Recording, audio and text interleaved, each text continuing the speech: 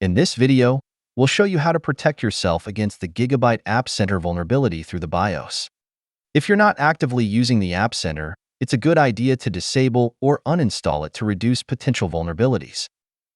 Alternatively, you can disable it directly from the BIOS.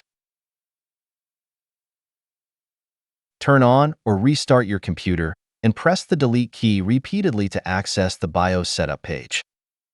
Switch to classic mode in the BIOS. Navigate to the Peripherals tab. Disable the App Center download and install configuration option.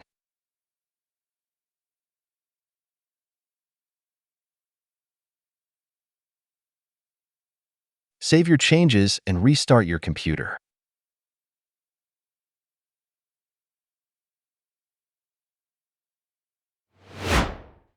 These steps also apply to Gigabyte Aorus motherboards.